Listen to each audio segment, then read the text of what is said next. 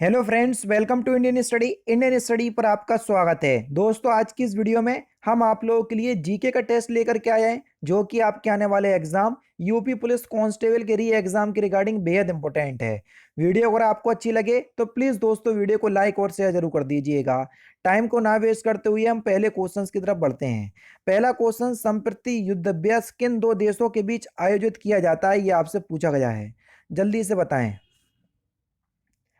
तो दोस्तों, अगर हम बात करें संप्रति युद्ध अभ्यास की, तो संप्रीति युद्ध अभ्यास जो है वो किन दो देशों के बीच आयोजित किया जाता है।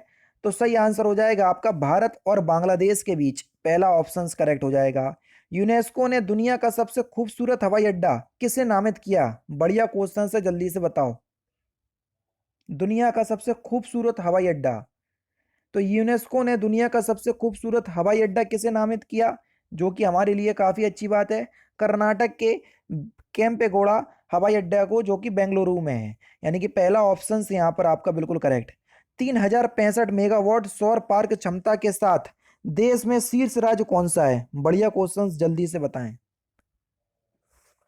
तो कौन सा शीर्ष राज्य है।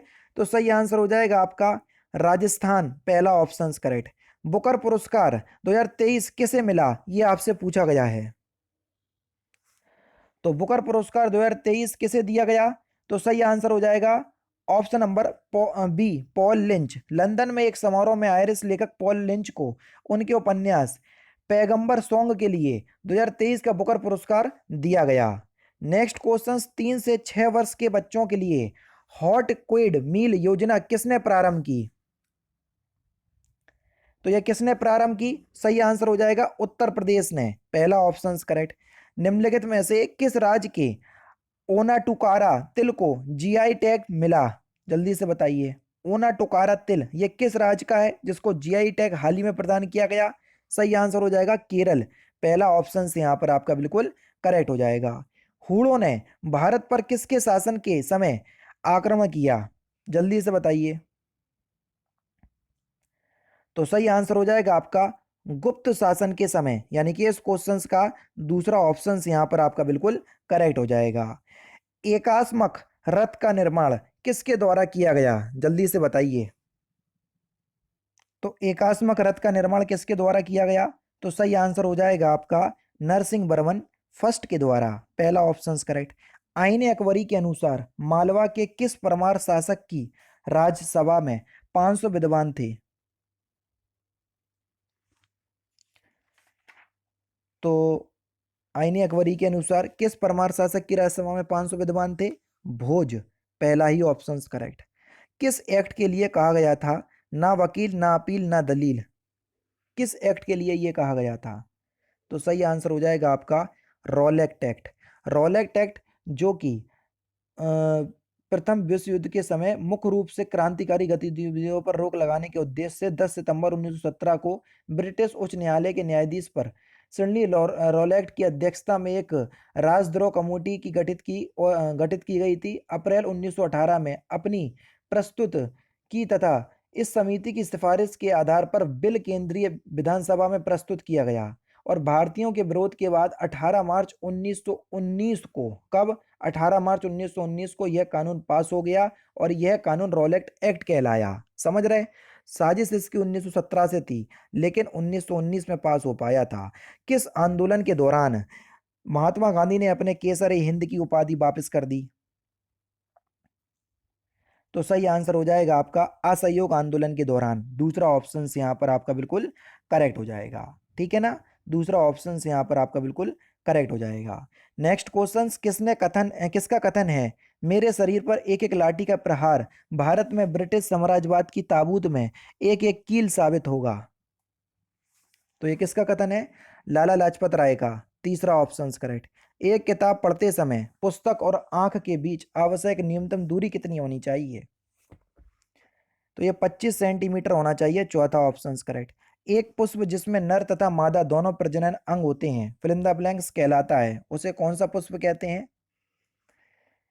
तो उसे हम उभयलिंगी पुष्प कहते हैं। पहला ऑप्शन करेक्ट। कौन सी वाहिकाएं CO2 युक्त रक्त को शरीर के सभी भागों से हृदय की ओर ले जाती हैं। तो सिराएं हैं। दूसरा ऑप्शन करेक्ट। किसी चालक तार की लंबाई बढ़ाने पर प्रतिरोध का मान क्या होता है? तो किसी चालक की तार लंबाई बढ़ाने पर प्रतिरोध का नाम मान बढ़ता है, दूसरा ऑप्शन करेक्ट। हरा कसीस का रासायनिक नाम क्या है? तो हरा कसीस का रासायनिक नाम फेरस सल्फेट है, पहला ऑप्शन करेक्ट। निम्नलिखित में से कौन सी राशि मूल राशि नहीं है, जल्दी से बताएं।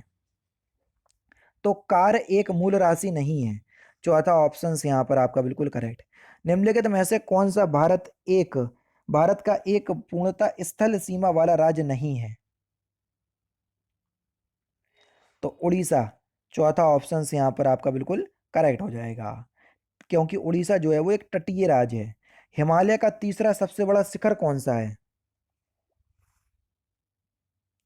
तो हिमालय का तीसरा सबसे बड़ा शिखर है आपका माउंट कंचनजंगा, चौथा ऑप्शन करेक्ट। गंडक नदी निम्नलिखित में से किस नदी प्रणाली से संबंधित है?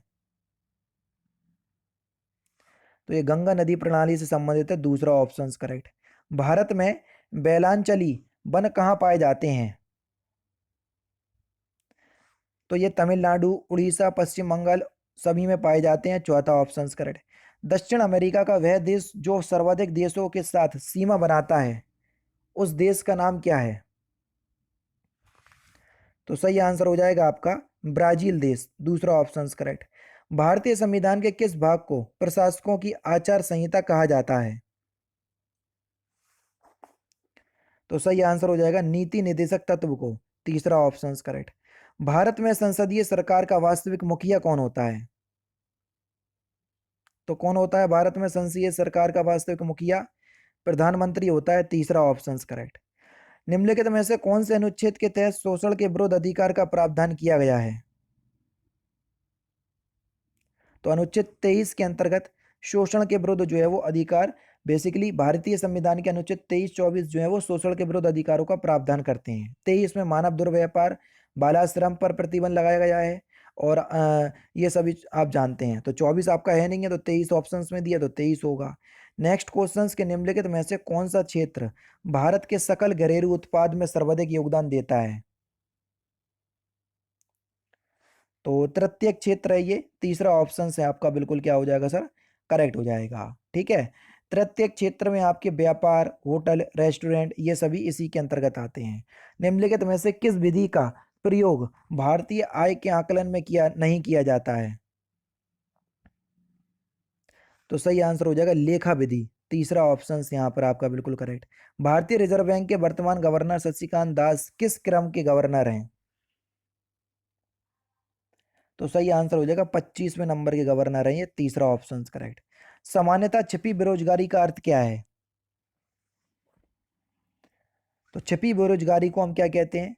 छिपी हुई बेरोजगारी प्रच्छन्न बेरोजगारी भी कहलाती है। ऐसे लोग जिन्हें यदि खेत या कृषि से निकाल दिया जाए तो भी कृषि से व्याप्त कुल उत्पादन में कोई कमी नहीं होगी, तो उसको ही हम छिपी या प्रच्छन्न बेरोजगारी कहते हैं। श्रमिकों की सीमांत उत्पादकता शून्य होती है इस बेरोजगारी में, चौथा ऑप्शन करेक्ट। मतलब एक काम, ये कोई कार्य क्षेत्र है, इसमें जो है वो 5 लोग काम कर रहे हैं, हालांकि काम इसमें 3 ही लोगों का है, अगर 2 लोगों को निकाल दिया जाए तो इसमें कार्य में कोई भी इफेक्ट नहीं पड़ेगा, तो इसी को ही हम छिपी हुई बेरोजगारी कहते हैं। उत्तर प्रदेश में सर्वाधिक वर्षा क्षेत्र किस क्षेत्र में होती है सबसे ज्यादा वर्षा उत्तर प्रदेश में? तो ये पूर्वी मैदानी क्षेत्र में होती है, पहला ऑप्शन करेक्ट। निम्नलिखित में से कौन सा बुंदेलखंड का एक लोकप्रिय लोकगीत है? बुंदेलखंड का लोकप्रिय लोकगीत, तो आला है, दूसरा ऑप्शन करेक्ट। उत्तर प्रदेश के किस जिले में बॉक्साइट पाया जाता है? तो बॉक्साइट कहाँ पर पाया जाता है उत्तर प्रदेश के किस जिले में? ये बांदा में पाया जाता है, दूसरा ऑप्शन करेक्ट। गणेश शंकर विद्यार्थी के संपादकत्व में प्रताप नामक पत्र का प्रकाशन उत्तर प्रदेश के किस स्थान से होता था? तो सही आंसर हो जाएगा आपका कानपुर से, तीसरा ऑप्शन करेक्ट। किसके सहयोग से उत्तर प्रदेश वानिकी परियोजना शुरू की गई? तो किसके सहयोग से शुरू की गई है? विश्व बैंक के सहयोग से, पहला ऑप्शन करेक्ट। और लास्ट क्वेश्चन के उत्तराखंड राज्य उत्तर प्रदेश के किस भौगोलिक क्षेत्र को अलग करके गठित किया गया?